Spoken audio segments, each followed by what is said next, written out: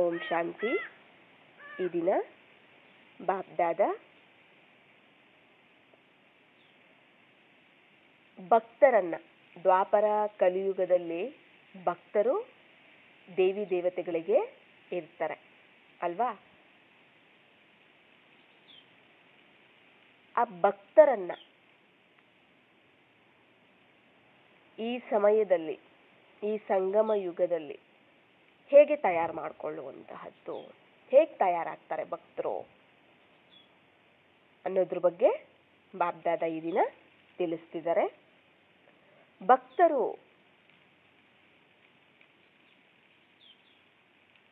ಅಂದಾಗ ದೇವತೆಗಳ ಒಂದು ಮಹಿಮೆ ಪೂಜೆಯನ್ನ ಮಾಡ್ತಿರ್ತಾರೆ, ಗೊತ್ತಿದೆಲ್ಲ. ದೇವತೆಗಳು ಅಂದಾಗ ಈ ಸಮಯದಲ್ಲಿ ಯಾರು ತಂದೆಯ ಸಮಾನವಾಗಿ ಪುರುಷಾರ್ಥವನ್ನ ಮಾಡಿರ್ತಾರೆ ಅಂದ್ರೆ, ಈ ಸಮಯದಲ್ಲಿ ಈಗ ಬ್ರಾಹ್ಮಣ ಪುರುಷಾರ್ಥವನ್ನ ಮಾಡ್ತಾ ಮಾಡ್ತಾ ಮಾಡ್ತಾ ಎಲ್ಲಾ ಒಂದು ಪಾಪದ ಭಾರ, ದೇಹಾಭಿಮಾನದ ಭಾರ, ಎಲ್ಲ ಬಂಧನಗಳ, ಸರ್ವ ಬಂಧನಗಳ ಭಾರದಿಂದ ಮುಕ್ತರಾಗಿ ಹಗುರವಾಗಿ ಡಬಲ್ ಲೈಟ್ ಆಗ್ಬಿಡ್ತಾರೆ. ಲೈಟ್ನೆಸ್ ಬಂದ್ಬಿಡುತ್ತೆ. ಡಬಲ್ ಲೈಟ್ ಆದವರು ನಿರಾಕಾರಿಯಾಗಿ ಪರಂಧಾಮದಲ್ಲಿರ್ತಾರೆ. ಮತ್ತೆ ಹೊಸ ಸೃಷ್ಟಿಯಲ್ಲಿ, ಮತ್ತೆ ಸತ್ಯಯುಗದಲ್ಲಿ ದೇವಿ ದೇವತೆಯಾಗಿ ಪದವಿಯನ್ನ ತಗೊಳ್ತಾರೆ. ಮತ್ತೆ ಅವರೇ ದ್ವಾಪರ ಕಲಿಯುಗದಲ್ಲಿ ಪೂಜ್ಯರಾಗ್ತಾರೆ. ಭಕ್ತರಿಗೆ ಇಷ್ಟ ದೇವಿ ದೇವತೆಯರಾಗ್ತಾರೆ, ಇಷ್ಟ ವಂಶೀಯರಾಗ್ತಾರೆ. ಆದ್ರೆ ಬಾಬಾ ಹೇಳ್ತಾರೆ, ಈ ಸಮಯದಲ್ಲಿ ನಿಮ್ಮ ಪ್ರಜೆಗಳನ್ನಾಗ್ಲಿ, ನಿಮ್ಮ ಭಕ್ತರನ್ನಾಗ್ಲಿ ಈ ಸಮಯದಲ್ಲಿ ನೀವೇನ್ ಮಾಡ್ಬೇಕು, ತಯಾರು ಮಾಡ್ಕೊಳ್ಬೇಕಾಗಿದೆ. ಸತ್ಯ ತ್ರೇತಾಯುಗದಲ್ಲಿ ದೇವತಾ ಪದವಿ, ದ್ವಾಪರ ಕಲಿಯುಗದಲ್ಲಿ ಪೂಜ್ಯ ಪದವಿ. ಆದ್ರೆ ನಾವು ಮನುಷ್ಯರಾಗಿರ್ತೀವಲ್ಲ, ಅದು ಹೇಗೆ ಪೂಜ್ಯ ಪದವಿಯನ್ನ ನಾವು ಪಡ್ಕೊಳ್ಳೋದು? ನಾವು ಸಾಧಾರಣವಾಗಿ ಎಲ್ಲೋ ಜನ್ಮ ತಗೊಂಡಿರ್ತೀವಿ, ಪಾತ್ರ ಮಾಡ್ತಿರ್ತೀವಿ, ಅದು ಹೇಗೆ ಅನ್ನುವಂಥ ಯೋಚನೆ ಬರ್ಬೋದು.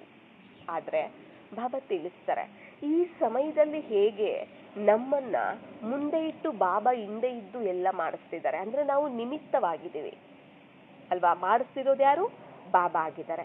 ಆದ್ರೆ ಆ ಒಂದು ಪ್ರಾಪ್ತಿ ಬಾಬಾ ತಗೊಳ್ಳೋದಿಲ್ಲ. ನಮ್ಮ ಮೂಲಕ ಮಾಡಿಸಿರೋದ್ರಿಂದ ಬಂದಿರುವಂತ ಪ್ರಾಪ್ತಿ ಅದು ಬಾಬಾ ತಗೊಳ್ಳೋದಿಲ್ಲ. ಅದು ನಮ್ಮ ಖಾತೆಗೇನೆ ಜಮಾ ಆಗುತ್ತೆ, ನಮಗೆ ಸಿಗುತ್ತೆ ಅದು. ಹಾಗೇನೆ ದ್ವಾಪರ ಕಲಿಯುಗದಲ್ಲಿ ನಾವು ಎಲ್ಲೋ ಒಂದು ಕಡೆ ಮನುಷ್ಯರಾಗಿ ಜನ್ಮ ತಗೊಂಡಿದ್ರು ಕೂಡ ನಮ್ಮ ಒಂದು ಜಡ ಚಿತ್ರಗಳಿರುತ್ತೆ. ಆ ಜಡ ಚಿತ್ರಗಳ ಮೂಲಕ ಶಿವಬಾಬಾನೇ ಭಕ್ತರಿಗೆ ಏನ್ ಮಾಡ್ತಾರೆ, ಪ್ರಾಪ್ತಿಗಳನ್ನ ಕೊಡ್ತಾರೆ. ಆ ಪ್ರಾಪ್ತಿಗಳನ್ನ ಕೊಟ್ಟಿದ್ದಾರೆ ಅಂದ್ಮೇಲೆ ಅದರ ಒಂದು ಅಂದ್ರೆ ಆ ಒಂದು ಜಡ ಚಿತ್ರವನ್ನ ಬಳಸ್ಕೊಂಡಿದ್ದಾರೆ. ಆ ಜಡಚಿತ್ರ ನಿಮಿತ್ತ ಆಗಿರುತ್ತೆ. ಆ ಜಡಚಿತ್ರ ಯಾವ ಆತ್ಮದ್ದಾಗಿರುತ್ತೆ ಅದು ಬಾಬಾರವ್ರಿಗೆ ಗೊತ್ತು. ಅರ್ಥ ಆಯ್ತಲ್ಲ? ಆ ಆತ್ಮದ ಅಕೌಂಟ್ಗೆ, ಖಾತೆಗೆ ಬಾಬಾ ಯಾವೊಂದು ಅಂದ್ರೆ ಜಡಚಿತ್ರವನ್ನ ಬಳಸಿ ಭಕ್ತರಿಗೆ ಪ್ರಾಪ್ತಿಯನ್ನ ಕೊಟ್ಟಿದ್ದಾರೋ, ಸಾಕ್ಷಾತ್ಕಾರಗಳನ್ನ ಮಾಡಿಸಿರ್ತಾರೆ, ಮನೋಕಾಮನೆಗಳನ್ನ ಪೂರ್ಣ ಮಾಡಿರ್ತಾರೆ, ಏನೇನೆಲ್ಲ ಮಾಡಿರ್ತಾರೆ, ಅದೆಲ್ಲ ಒಂದು ಪ್ರಾಪ್ತಿ ನಾವೆಲ್ಲೋ ಜನ್ಮ ತಗೊಂಡಿರ್ಬೋದು, ಅದು ನಮ್ಮ ಅಕೌಂಟ್ಗೆನೆ ಬಂದು ಜಮಾ ಆಗತ್ತೆ. ಆಯ್ತಲ್ಲ? ನಮ್ಮ ಆ ಒಂದು ಪ್ರಾಪ್ತಿ, ಆ ಭಾವನೆಗಳು, ಆ ಒಂದು ಆಶೀರ್ವಾದಗಳು, ಆ ಒಂದು ಖುಷಿ, ಸಂತೋಷ, ಆ ಭಕ್ತರು ಏನ್ ತೃಪ್ತಿ ಪಟ್ಟಿರ್ತಾರಲ್ಲ, ಅದೇ ಪುಣ್ಯ ಅಲ್ವಾ? ಆ ಪುಣ್ಯ ಖಾತೆ ಬಂದು ನಮ್ಮಲ್ಲಿ ಜಮಾ ಆಗತ್ತೆ. ನಮ್ಮ ಜೀವನ ಅದರಿಂದಲೂ ಸಹ ಸುಖವಾಗಿ ಶಾಂತಿಯಿಂದ ನಡೀತಿರುತ್ತೆ. ಆಶೀರ್ವಾದಗಳ ಖಾತೆ, ಪುಣ್ಯ ಖಾತೆ ಆಗ್ಬಿಡತ್ತೆ ಅದು ಆಗ. ಅರ್ಥ ಆಯ್ತಲ್ಲ? ನಮಗೆ ಯಾವುದೇ ಯುಗದಲ್ಲಿ ನಮಗೆ ಅಕಲ್ಯಾಣನೇ ಇಲ್ಲ. ಇದನ್ನ ನಾವು ಬಾಬಾರವರ ಮಕ್ಕಳಾಗಿ, ಭಗವಂತನ ಮಕ್ಕಳಾಗಿ ನಾವು ಅರ್ಥ ಮಾಡ್ಕೊಳ್ಬೇಕಾಗಿರೋ ವಿಷಯ. ಯಾವುದೇ ಯುಗದಲ್ಲಿ, ಸತ್ಯ ತ್ರೈತ ದ್ವಾಪರ ಕಲಿಯುಗದಲ್ಲಿ ಯಾವುದೇ ಯುಗದಲ್ಲಿ ನಮಗೆ ಅಕಲ್ಯಾಣ ಅನ್ನುವಂಥದ್ದಿಲ್ಲ, ಪ್ರಾಪ್ತಿ ಅನ್ನುವಂಥದ್ದಿಲ್ಲ. ಯಾಕಂದ್ರೆ ನಾವು ಮನುಷ್ಯರಾಗಿರ್ಬೋದು ದ್ವಾಪರ ಕಲಿಯುಗದಲ್ಲಿ, ನಮಗೆ ಗೊತ್ತಿಲ್ಲದೆ ಇರ್ಬೋದು, ರಾವಣನ ವಶದಲ್ಲಿರ್ಬೋದು, ಆದ್ರೆ ಆ ಒಂದು ಪ್ರಾಪ್ತಿನೂ ಸಹ ನಮಗೆ ಜಮಾ ಆಗ್ತಿರತ್ತೆ. ಯಾಕಂದ್ರೆ ಬಾಬಾರವರಿಗೆ ಪ್ರಾಪ್ತಿ ಅವಶ್ಯಕತೆ ಇಲ್ಲ. ಅವ್ರಿಗೆ ಪುಣ್ಯವನ್ನ ಪಡ್ಕೊಳ್ಳೋ ಅವಶ್ಯಕತೆನೂ ಅವ್ರಿಗಿಲ್ಲ. ಅವ್ರು ಕೊಡೋರೇ ಹೊರತು ಸದಾ ತಗೊಳ್ಳೋರಲ್ಲ. ಇಲ್ಲೇ ನಮ್ಮ ಮೂಲಕ ಮಾಡಿಸಿ ಅವರೇ ಮಾಡಿಸಿ ಅವರು ನಮಗೆ ಕೊಡ್ತಿದ್ದಾರೆ. ಅಲ್ಲೂ ಅಷ್ಟೇ ಜಡಚಿತ್ರಗಳ ಮೂಲಕ ಮಾಡಿಸಿ ಅಲ್ಲಿ ಆ ಒಂದು ಆತ್ಮದ ಖಾತೆಗೆ ಜಮಾ ಮಾಡಿಬಿಡ್ತಾರೆ. ಆದ್ದರಿಂದ ಇಲ್ಲಿ ಯಾವುದೇ ಒಂದು ನಮಗೆ ಅಂದ್ರೆ ಇಡೀ ಕಲ್ಪನೆ ನಮಗೆ ಅದಕ್ಕೆ ಕಲ್ಯಾಣಕಾರಿ ಅಂತ ಬಾಬಾ ಹೇಳುವಂಥದ್ದು. ಅಂದ್ರೆ ನಾವು ಆ ರೀತಿ ಪುರುಷಾರ್ಥವನ್ನ ಈ ಸಮಯದಲ್ಲಿ ನಾವು ಮಾಡಿರ್ಬೇಕು. ಈಗ ನೋಡಿ, ದೇವತೆಗಳು 33 ಕೋಟಿ ಅಂತ ಹೇಳ್ತಾರೆ, ಆದ್ರೆ 33 ಕೋಟಿಗೂ ಪೂಜೆ ನಡೆಯೋದು ನಾವು ಎಲ್ಲಾದ್ರೂ ನೋಡಿದೀವಾ? ಆ ಹೆಸರುಗಳು ಕೂಡ ನಮ್ಗೆ ಗೊತ್ತಿಲ್ಲ, ಯಾವ್ಯಾವ ದೇವತೆಗಳಿದ್ದಾರೆ ಅನ್ನೋ ಹೆಸರುಗಳು ಕೂಡ ನಮ್ಗೆ ಗೊತ್ತಿಲ್ಲ. ಮ್ಯಾಕ್ಸಿಮಮ್ ಅಂತಂದ್ರೆ ಜಾಸ್ತಿ 108 ಮಾಲೆ ಅಷ್ಟೇ. ಅಂದ್ರೆ 8 ಮಂದಿ ಅಷ್ಟರತ್ನಗಳು, ಇನ್ನು 100 ಮಂದಿ ವಿಜಯ ರತ್ನಗಳು. ಅದಕ್ಕಿಂತ ಒಂದು ಸ್ವಲ್ಪ ಕಡಿಮೆ ಅಂದ್ರೆ 16,000 ಮಂದಿ ಅಷ್ಟೇ. ಅಂದ್ರೆ ಸಾಲಿಗ್ರಾಮಗಳ ರೂಪದಲ್ಲೂ ಪೂಜೆ ನಡೀತಿರುತ್ತೆ, ಮತ್ತೆ ದೇವಿ ದೇವತೆಗಳ ರೂಪದಲ್ಲೂ ಪೂಜೆ ನಡೀತಿರುತ್ತೆ. ಆದ್ದರಿಂದ 2 ರೀತಿಯಲ್ಲೂ ಸಹ ಪೂಜೆ ಕೆಲವರಿಗೆ ನಡೀತಿರುತ್ತೆ. ಕೆಲವರಿಗೆ ಸಾಲಿಗ್ರಾಮ ರೂಪದಲ್ಲಿಯೇ ಜಾಸ್ತಿ ನಡೀತಿರುತ್ತೆ, ಪೂಜ್ಯ ರೂಪದಲ್ಲಿ ಪೂಜೆ ಕಡಿಮೆ ನಡೀತಿರುತ್ತೆ ಕೆಲವರಿಗೆ. ಅಂದ್ರೆ ಅದಕ್ಕೂ ಒಂದು ರಹಸ್ಯ ಇದೆ. ಆದ್ದರಿಂದ ಬಾಬಾ ತಿಳಿಸ್ತಾರೆ, ಈಗ ನಾವು ಏನು ಪುರುಷಾರ್ಥ ಮಾಡ್ತೀವಿ, ಆ ಪುರುಷಾರ್ಥದ ನಾವು ಏನು ಸದಾ ಬಾಪ್ ಸಮಾನವಾಗಿ ನಮ್ಮ ಒಂದು ಗುಣ, ಶಕ್ತಿಗಳು, ಸಂಸ್ಕಾರವನ್ನ ನಾವು ಧಾರಣೆ ಮಾಡ್ಕೋಬೇಕಾಗತ್ತೆ. ದಯಾಸಾಗರರು, ಮಾಸ್ಟರ್ ದಯಾಸಾಗರರಾಗಬೇಕಾಗತ್ತೆ, ಕ್ಷಮಾಸಾಗರರಾಗಬೇಕಾಗತ್ತೆ, ಸದಾ ಕೊಡುವಂತಹ ದಾತ ಅಲ್ವಾ, ಮಹಾದಾನಿ ವರದಾನಿ ಆಗ್ಬೇಕಾಗತ್ತೆ. ನಾವು ಈ ಸಮಯದಲ್ಲಿ ನಾವು ಯಾರ್ಯಾರಿಗೆ ಕೊಡ್ತೀವಿ, ಆ ಒಂದು ಸದಾ ಕೊಡುವಂತವರೇ ದೇವತೆಗಳು ಅಂತ ಹೇಳ್ತಾರೆ ಅಲ್ವಾ. ಆದ್ದರಿಂದ ಈ ಸಮಯದಲ್ಲಿ ಯಾರು ಚೈತನ್ಯವಾಗಿ ಕೊಡ್ತಾರೆ ಅವರಿಗೆ ಜಡಮೂರ್ತಿಗಳಲ್ಲಿ ಅವರಿಗೆ ಏನಾಗುತ್ತೆ, ಆ ಜಡಮೂರ್ತಿಯ ರೂಪದಲ್ಲಿ ಅವರಿಗೆ ಪೂಜೆ ಅನ್ನುವಂತಹದ್ದು ನಡೆಯುತ್ತೆ, ಅದರಿಂದನೂ ಪ್ರಾಪ್ತಿ ಇರುತ್ತೆ.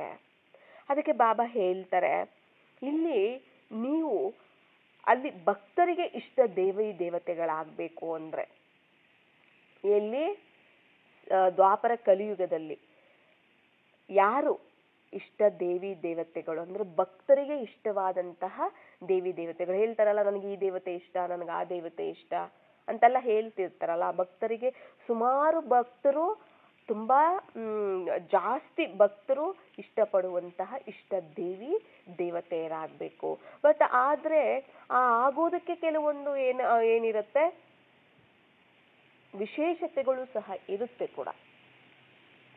ಅರ್ಥ ಆಯ್ತಲ್ಲ, ಆಗ್ಬೇಕಂದ್ರೆ ವಿಶೇಷತೆಗಳು ಕೂಡ ಇರುತ್ತೆ ಅಂತ ಬಾಬಾ ಹೇಳ್ತಿದ್ದಾರೆ.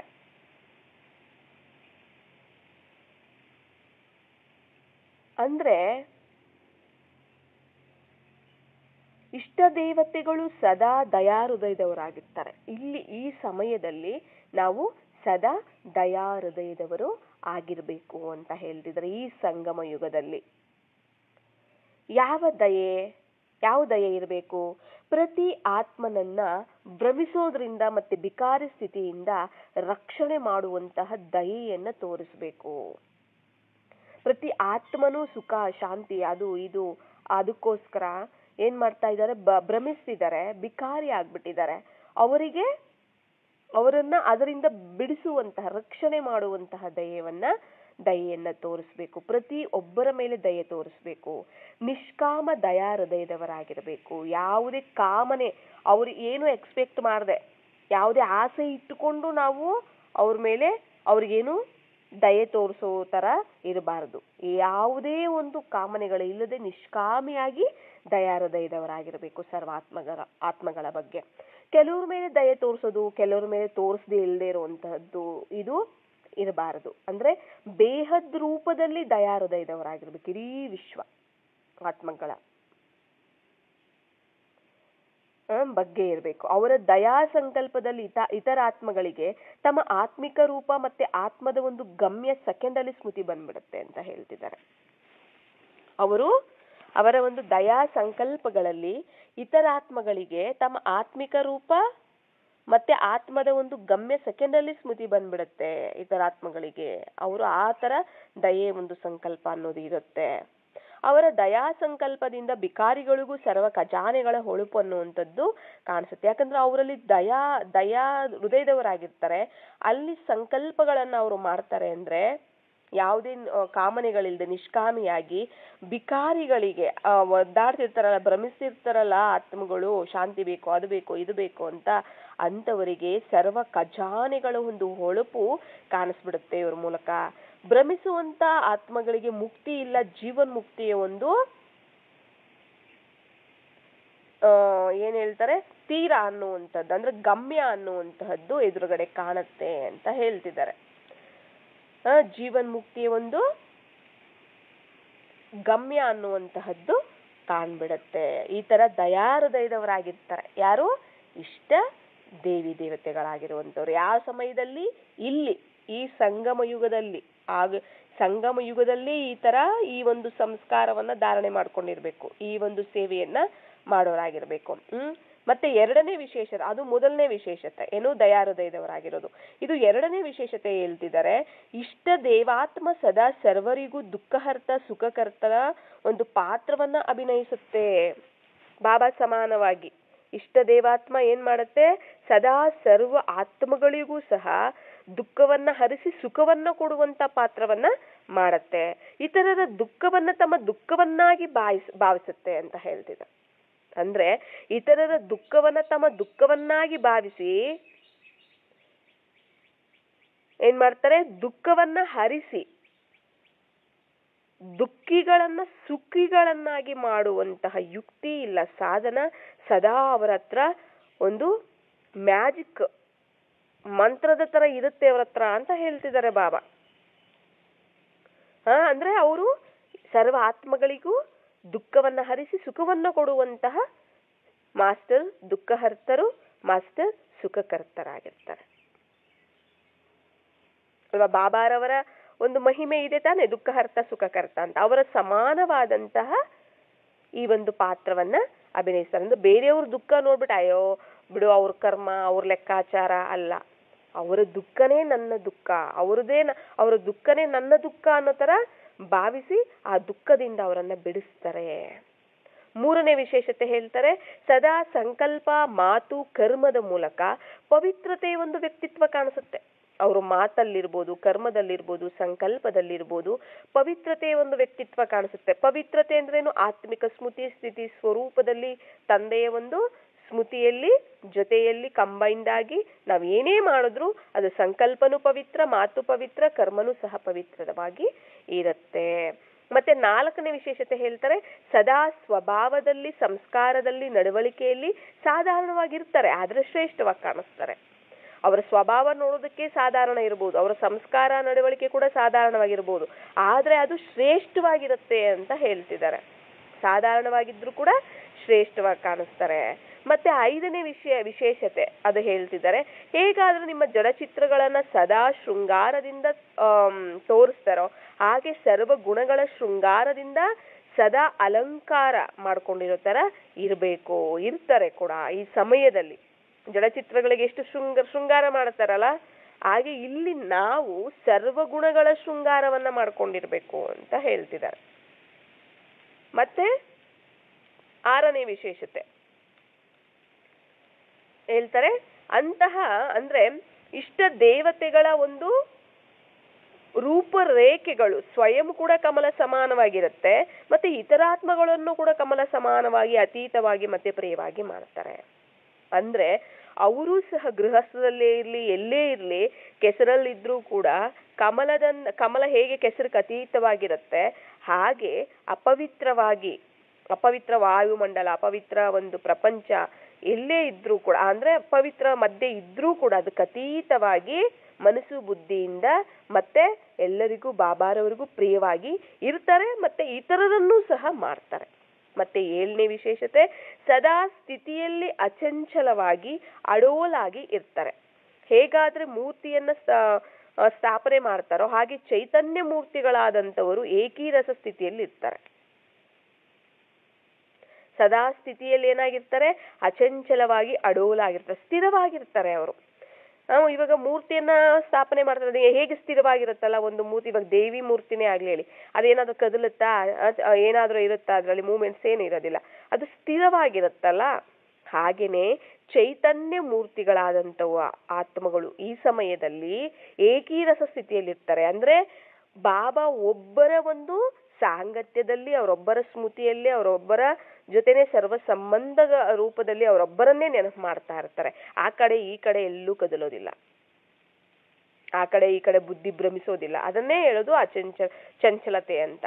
ಅಂದ್ರೆ ಸ್ಥಿರತೆ ಇಲ್ಲ ಅಂತ. ಆ ಕಡೆ ಈ ಕಡೆ ಕದಲ್ತಿದೆ ಅಂತಂದ್ರೆ, ಬುದ್ಧಿ ಆ ಕಡೆ ಈ ಕಡೆ, ಮನಸ್ಸು ಬುದ್ಧಿ ಹೋಗ್ತಿದೆ ಅಂದ್ರೆ ಸ್ಥಿರವಾಗಿ ಬಾಬಾ ಒಬ್ಬರ ಕಡೆನೆ ಇರತ್ತೆ. ಅಂದ್ರೆ ವಿಶೇಷತೆಗಳು, ಇಷ್ಟ ದೇವಿಗಳಾಗುವಂತಹವರು ಭಕ್ತರಿಗೆ ಅವರ ವಿಶೇಷತೆಗಳಿರುತ್ತೆ. ಹಂಗೆ ಮತ್ತೆ 8ನೇ ವಿಶೇಷತೆ ಲಾಸ್ಟ್ನೇದು ಹೇಳ್ತಿದ್ದಾರೆ ನೋಡಿ, ಅವರು ಸದಾ ಸಂಕಲ್ಪ ಮತ್ತೆ ಮಾತುಗಳಲ್ಲಿ ಸರ್ವಾತ್ಮಗಳ ಬಗ್ಗೆ ವರದಾನಿಯಾಗಿರ್ತಾರೆ. ಅವರು ಸದಾ ಸಂಕಲ್ಪ ಇರ್ಬೋದು, ಸಂಕಲ್ಪದಿಂದನೂ ಸಹ ವರದಾನಗಳನ್ನ ಕೊಡ್ತಿರ್ತಾರೆ, ಮಾತುಗಳಿಂದನೂ ಸಹ ಸರ್ವಾತ್ಮಗಳ ಬಗ್ಗೆ ವರದಾನಗಳನ್ನ ಕೊಡ್ತಿರ್ತಾರೆ. ನಿಂದನೆ ಮಾಡೋರಿರ್ಲಿ, ಇಲ್ಲ ಚಾಡಿಗಳು ಹೇಳೋರಿರ್ಲಿ, ಅವ್ರಿಗೂ ಕೂಡ ವರದಾನಗಳನ್ನ ಕೊಡ್ತಾ ಇರ್ತಾರೆ ಈ ಸಮಯದಲ್ಲಿ, ಈ ಸಂಗಮ ಯುಗದಲ್ಲಿ. ನಿಂದನೆ ಮಾಡೋರ ಮೇಲೂ ಕೂಡ ಓಹೋ ಓಹೋ ಅನ್ನೋ ಹೂಗಳ ಒಂದು ಮಳೆಯನ್ನು ಸುರಿಸೋರಾಗಿರ್ತಾರೆ ಅವರು. ಅವ್ರಿಗೆ ನಿಂದನೆ ಅನ್ಸಲ್ಲ, ಅದು ಹೂವಿನ ಮಾಲೆ, ಹೂವನ್ನ ಸುರಿಸಿದ್ರ ಮೇಲೆ ಅಂತ ಅನ್ಕೋತಾರೆ. ಬ್ರಹ್ಮಬಾಬಾ ಹಾಗೆ ತಾನೇ ಅನ್ಕೋತಿದ್ರು. ಯಾರಾದ್ರೂ ನಿಂದನೆ ಮಾಡಿದ್ರೆ ಅವ್ರು ನನಗೆ ಮಹಿಮೆ ಮಾಡ್ತಿದ್ದಾರೆ ಅಂತ ಹೇಳ್ತಿದ್ರು, ಹೂಗಳನ್ನ ಹಾಕ್ತಿದ್ದಾರೆ ಅಂತ ಹೇಳ್ತಿದ್ರು.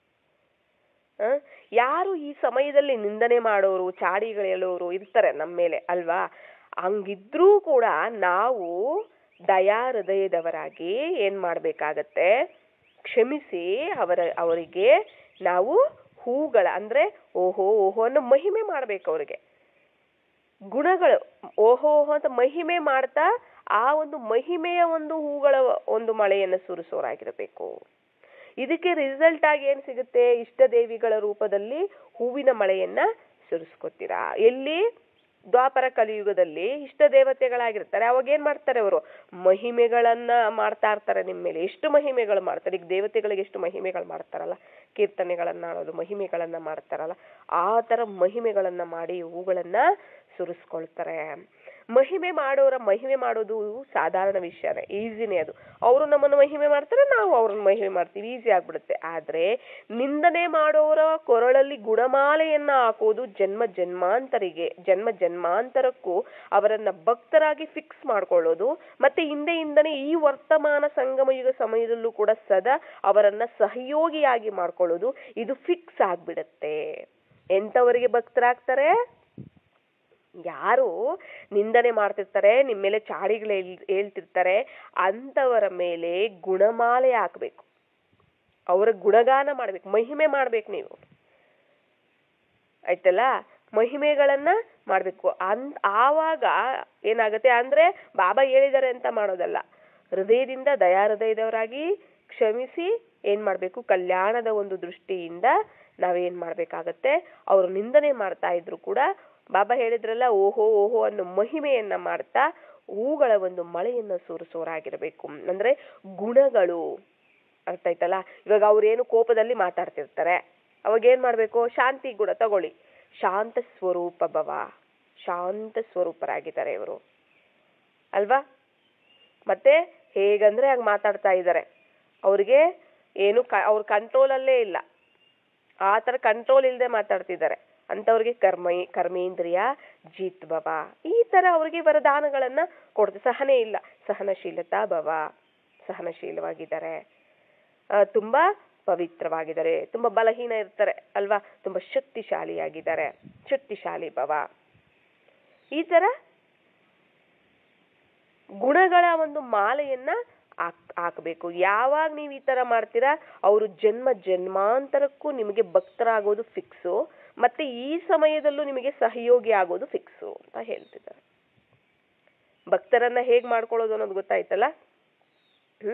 ಅಂದ್ರೆ ಯಾರಾದ್ರೂ ಈಗ ನೋಡಿ, ಯಾರಾದ್ರೂ ಗೆಸ್ಟ್ಗಳನ್ನ ನಾವು ವೆಲ್ಕಮ್ ಮಾಡ್ಕೋತೀವಿ ಅಂದ್ರೆ ಅವ್ರಿಗೆ ಕೊರಳಲ್ಲಿ ಹೂವಿನ ಹಾರ ಹಾಕ್ತಾರೆ ಅಲ್ವಾ, ಮತ್ತೆ ವಾಪಸ್ಸು ಅವರು ಹಾಕ್ತಾರೆ ಅಲ್ವಾ. ಹಾಗೆ ಇಲ್ಲಿ ಇವಾಗ ಅವರು ನಿಮಗೆ ನಿಂದನೆಗಳ ಹಾರ ಹಾಕ್ತಿದ್ದಾರೆ ಅಂದ್ರೆ ನೀವು ಹೂಗಳ ಒಂದು ಗುಣಗಳ ಒಂದು ಮಹಿಮೆಯ ಒಂದು ಮಾಲೆಯನ್ನ ಅವ್ರಿಗೆ ಹಾಕಬೇಕು. ಆಗ ಸ್ವತಃವಾಗಿನೇ ಅವರು ನಿಮಗೇನ್ ಮಾಡ್ತಾರೆ, ಗುಣಗಳ ಮಾಲೆ ಅವರು ವಾಪಸ್ ತಿರುಗಿ ನಿಮ್ಗೆ ಹಾಕ್ತಾರೆ ಅವರು. ಅಂದ್ರೆ ಇವಾಗ ಹೇಗೆ ಬಾಬಾರವರ ಒಂದು ಪ್ರತಿ ಹೆಜ್ಜೆ ಪ್ರತಿ ಕರ್ಮದ ಒಂದು ಗುಣಗಾನ ಮಾಡ್ತಿದಾರೋ, ಹಾಗೇನೆ ಇಷ್ಟ ದೇವತೆಗಳು ಮತ್ತೆ ಮಹಾನ್ ಆತ್ಮಗಳಾದ ನಿಮ್ಮ ಒಂದು ಗುಣಗಳು ಸದಾ ಗಾಯನ ಮಾಡ್ತಾ ಇರ್ತಾರೆ ಅವರು. ಅಂದ್ರೆ ಈ ಕೊಡೋದು ಅನೇಕ ಸಾರಿ ತಗೊಳ್ಳೋದಾಗ್ಬಿಡತ್ತೆ. ಇವಾಗ ನೀವೇನ್ ಕೊಡ್ತೀರಲ್ಲ ಅದು ಅನೇಕ ಸಾರಿ ಭಕ್ತರು ಇವಾಗ ಒಂದ್ಸರಿ ನೀವು ಕೊಡ್ತೀರಾ ಅನ್ಕೊಳ್ಳಿ, ಒಂದು ಜನ್ಮದಲ್ಲಿ ನೀವು ಕೊಡ್ತೀರಾ ಅಂತಂದ್ರೆ, ಈ ಸಂಗಮ ಯುಗದಲ್ಲಿ ನೀವು ಒಂದು ಜನ್ಮದಲ್ಲಿ ನೀವು ಕೊಡ್ತೀರಾ ಅಂತಂದ್ರೆ, ದ್ವಾಪರ ಕಲಿಯುಗಗಳು 2 ಯುಗಗಳು ನೀವು ತಗೊಳ್ತೀರಾ ಅವರಿಂದ ಮಹಿಮೆಗಳು, ಗಾಯನ, ಕೀರ್ತನೆಗಳು, ಪೂಜೆ ಅವು ನೀವು ತಗೊಳ್ತೀರಾ ಅಂತ ಹೇಳ್ತಿದ್ದಾರೆ. ಇಷ್ಟ ದೇವತೆಗಳ ವಿಶೇಷತೆಗಳ ಅರ್ಥ ಆಯ್ತಾ ಅಂತ ಕೇಳ್ತಿದ್ದಾರೆ. ಅರ್ಥ ಆಯ್ತಲ್ಲ? 8 ವಿಶೇಷತೆಗಳು. ಇಷ್ಟ ದೇವತೆಗಳಾಗ್ಬೇಕಂದ್ರೆ ಈ ಸಮಯದಲ್ಲಿ ಈ 8 ವಿಶೇಷತೆಗಳಿರ್ಬೇಕು. ಹೇಗೆ ಅಷ್ಟಶಕ್ತಿಗಳು ಹೇಗಿರ್ಬೇಕೋ ಹಾಗೇನೆ ಈ 8 ವಿಶೇಷತೆಗಳು ಸಹ ಇರಬೇಕು ಅಂತ ಬಾಬಾ ಈ ದಿನ ತಿಳಿಸ್ತಿದ್ದಾರೆ. ಅಂದ್ರೆ ಭಕ್ತರನ್ನಾಗಿ ಮಾಡ್ಕೊಳ್ಬೇಕು ಅಂದ್ರೆ ಇಷ್ಟ ದೇವತೆಗಳು ಹೀಗಿರ್ತಾರೆ. ಅಂದ್ರೆ ಈ ಒಂದು ಧಾರಣೆಗಳನ್ನ ಮಾಡ್ಕೊಂಡಿರ್ತಾರೆ. ಅವರೇ ದ್ವಾಪರ ಕಲಿಯುಗದಲ್ಲಿ ಇಷ್ಟ ದೇವತೆಗಳಾಗಿರ್ತಾರೆ. ಮತ್ತೆ ಅವರಿಗೆ ಭಕ್ತರು ಸಹ ಇರ್ತಾರೆ.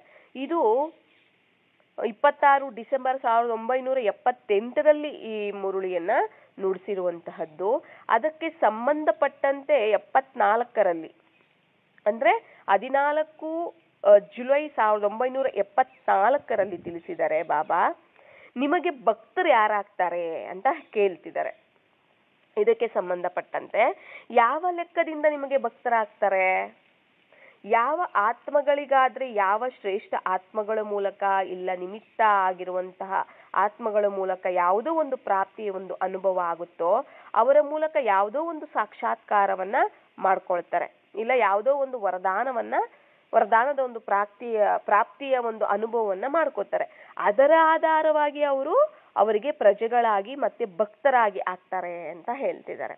ಈ ಸಮಯದಲ್ಲಿ ಯಾವ ಲೆಕ್ಕದಿಂದ ಭಕ್ತರಾಗ್ತಾರೆ ಅಂತ ಹೇಳ್ತಿದ್ದಾರೆ. ಅಂದ್ರೆ ಈ ಸಮಯದಲ್ಲಿ ಯಾವ ಆತ್ಮಗಳಿಗಾದ್ರೆ ಯಾವ ಒಂದು ಶ್ರೇಷ್ಠ ಆತ್ಮಗಳ ಮೂಲಕ ಶ್ರೇಷ್ಠ ಆತ್ಮಗಳು ಇಲ್ಲ ನಿಮಿತ್ತ ಆತ್ಮಗಳು ಅಂತಾದ್ರೂ ಹೇಳಿ, ಅಂತ ಆತ್ಮಗಳ ಮೂಲಕ ಯಾವುದೋ ಒಂದು ಪ್ರಾಪ್ತಿಯ ಒಂದು ಅನುಭವವನ್ನ ಇತರ ಆತ್ಮಗಳು ಮಾಡ್ಕೊಂಡಿರ್ತಾರೆ.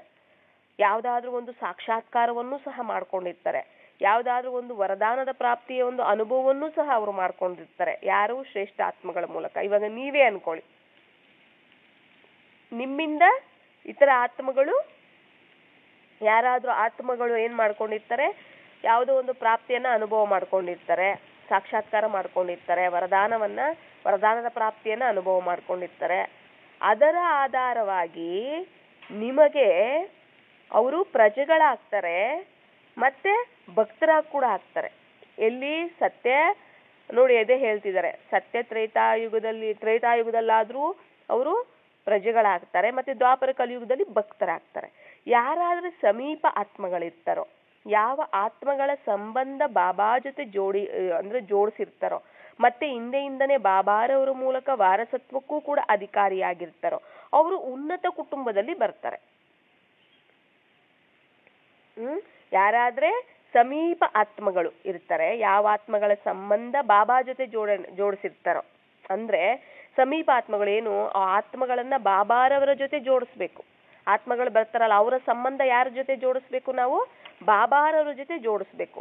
ಮತ್ತೆ ಬಾಬಾರವರ ಮೂಲಕ ವಾರಸತ್ವಕ್ಕೂ ಕೂಡ ಅಧಿಕಾರಿ ಆಗ್ಬಿಡ್ತಾರೆ. ಅವಾಗ ಅವರು ಉನ್ನತ ಕುಟುಂಬದಲ್ಲಿ ಬರ್ತಾರೆ. ಸತ್ಯ ತ್ರೇತಾಯುಗದಲ್ಲಿ ಒಂದೇ ಸಮಯದಲ್ಲಿ ಪ್ರತಿ ಆತ್ಮ ತನ್ನ ಉನ್ನತ ಕುಟುಂಬವನ್ನ ತಯಾರು ಮಾಡ್ಕೊಳ್ತಾ ಇರತ್ತೆ.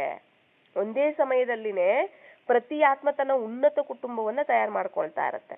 ಅಂದ್ರೆ ಭವಿಷ್ಯ ಸಂಬಂಧವನ್ನ ಮತ್ತೆ ರಾಜವಂಶವನ್ನು ಕೂಡ ತಯಾರು ಮಾಡ್ಕೊಳ್ಳುತ್ತೆ ಅಂತ ಹೇಳ್ತಿದ್ದಾರೆ. ಅರ್ಥ ಆಯ್ತಲ್ಲ? ಅಂದ್ರೆ ಇಡೀ ಕಲ್ಪಕ್ಕೆ ಸಂಬಂಧಗಳು ತಯಾರಾಗ್ತಾ ಇರತ್ತೆ. ರಾಜ್ಯ ಕುಟುಂಬದಲ್ಲೂ ಸಹ ಇವಾಗ ರಾಜ್ಯ ವಂಶವನ್ನು ಕೂಡ ತಯಾರು ಮಾಡ್ಕೊಳ್ತಾರೆ ಮತ್ತೆ ಭವಿಷ್ಯ ಸಂಬಂಧವನ್ನು ಕೂಡ ತಯಾರು ಮಾಡ್ಕೊಳ್ತಾ ಇರ್ತಾರೆ. ಅಂದ್ರೆ ಈ ಒಂದೇ ಸಮಯದಲ್ಲಿ ಪ್ರತಿ ಆತ್ಮ ತನ್ನ ಉನ್ನತ ಕುಟುಂಬ ಮತ್ತೆ ಭವಿಷ್ಯ ಸಂಬಂಧ ಅಂದ್ರೆ ಭವಿಷ್ಯ ಸಂಬಂಧವನ್ನ ಮತ್ತೆ ರಾಜವಂಶವನ್ನ ಕೂಡ ತಯಾರು ಮಾಡ್ಕೊಳ್ತಾ ಇರ್ತಾರೆ. ಅಂದ್ರೆ ವಂಶ ಬೇಕಲ್ವಾ, ರಾಜಧಾನಿ ಬೇಕಲ್ವಾ. ಪ್ರಜೆಗಳನ್ನು ಕೂಡ ತಯಾರು ಮಾಡ್ಕೊಳ್ಳುತ್ತೆ ಆತ್ಮ, ಮತ್ತೆ ಭಕ್ತರನ್ನು ಕೂಡ ತಯಾರು ಮಾಡ್ಕೊಳ್ಳುತ್ತೆ. ಭಕ್ತರು ಮತ್ತೆ ಪ್ರಜೆಗಳ ಗುರುತುಗಳು ಏನಾಗಿರುತ್ತೆ ಅದನ್ನ ಕೇಳ್ತಿದ್ದಾರೆ ನೋಡಿ. ಭಕ್ತರನ್ನೂ ಈ ಸಮಯದಲ್ಲೇ ನೀವು ತಯಾರು ಮಾಡ್ಕೊಳ್ಳೋದು, ಪ್ರಜೆಗಳನ್ನೂ ನೀವು ಈ ಸಮಯದಲ್ಲೇ ತಯಾರು ಮಾಡ್ಕೊಳ್ಳುವಂಥದ್ದು. ಇಲ್ಲಿ ನೀವು ಏನು ತಯಾರು ಮಾಡ್ಕೋತೀರಾ, ಅವರು ನಿಮಗೆ ಪ್ರಜೆಗಳಾಗೂ ಬರ್ತಾರೆ ಸತ್ಯತ್ರೇತಾಯುಗದಲ್ಲಿ, ಮತ್ತೆ ದ್ವಾಪರ ಕಲಿಯುಗದಲ್ಲಿ ನಿಮಗೆ ಭಕ್ತರಾಗೂ ಕೂಡ ಆಗ್ತಾರೆ. ಮತ್ತೆ ಕೆಲವರು ಸಮೀಪ ಸಂಬಂಧದಲ್ಲಿ ಇರ್ತಾರಲ್ಲ ಆತ್ಮಗಳು, ಅವರು ನಿಮ್ಮ ರಾಜವಂಶದಲ್ಲಿ ಕುಟುಂಬದಲ್ಲೂ ಕೂಡ ಬರೋರು ಇರ್ತಾರೆ ನಿಮ್ಮ ಜೊತೆ.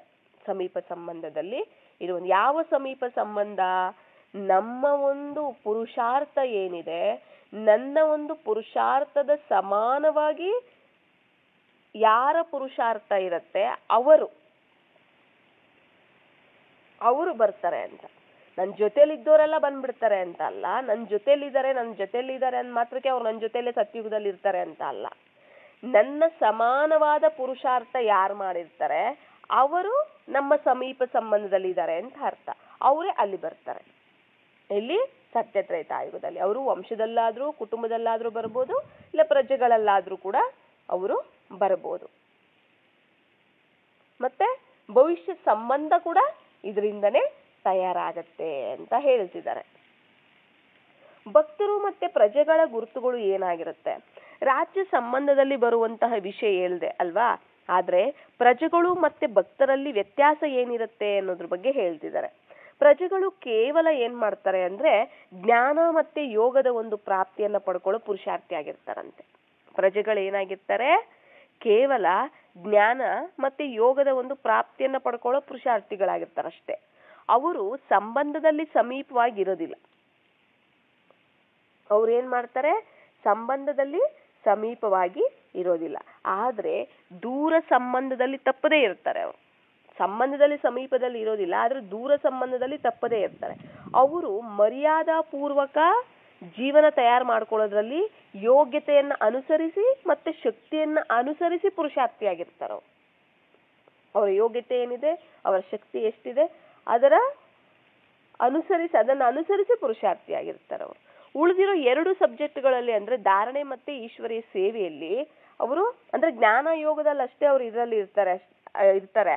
ಆದ್ರೆ ಇನ್ನು ಉಳಿದಿರೋ 2 ಸಬ್ಜೆಕ್ಟ್ ಇದೆಯಲ್ಲ, ಜ್ಞಾನ ಯೋಗ ಆಯ್ತು, ಇವಾಗ ಧಾರಣೆ ಸೇವೆ, ಇದರಲ್ಲಿ ಶಕ್ತಿಯನ್ನು ಅನುಸರಿಸಿ ಸಹಯೋಗಿಯಾಗಿರ್ತಾರಂತೆ ಅವರು. ಆದ್ರೆ ಸಫಲತಾಪೂರ್ವಕವಾಗಿ ಇರೋದಿಲ್ಲ. ಆದ್ದರಿಂದನೇ ಅವರು 16 ಕಲೆಯ ಸಂಪೂರ್ಣರಾಗಿ ಕೂಡ ಆಗೋದಿಲ್ಲ. ಯಾವುದೋ ಒಂದು ಸಂಸ್ಕಾರ ಇಲ್ಲ ಸ್ವಭಾವಕ್ಕೆ ವಶೀಭೂತ ಆಗಿರೋ ಕಾರಣವಾಗಿ ನಿರ್ಬಲ ಆತ್ಮ ಜಂಪ್ ಮಾಡಕ್ಕಾಗೋದಿಲ್ಲ. ಯಾವುದೋ ಒಂದು ಸಂಸ್ಕಾರ ಇಲ್ಲ ಸ್ವಭಾವಕ್ಕೆ ವಶೀಭೂತ ಆಗಿರೋ ಕಾರಣವಾಗಿ ನಿರ್ಬಲ ಆತ್ಮ ಆಗಿರುತ್ತಲ್ಲ, ಆದ್ದರಿಂದ ಜಂಪ್ ಮಾಡಕ್ಕಾಗೋದಿಲ್ಲ.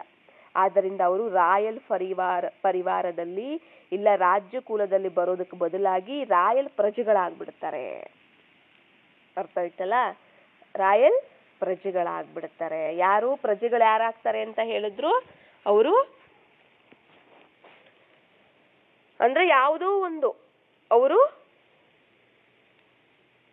ಸಂಸ್ಕಾರ ಇಲ್ಲ ಸ್ವಭಾವಕ್ಕೆ ವಶೀಭೂತ ಆಗ್ಬಿಟ್ಟಿರ್ತಾರೆ. ಅದರಿಂದ ಅವರು ನಿರ್ಬಲ ಆಗ್ಬಿಟ್ಟಿರ್ತಾರೆ.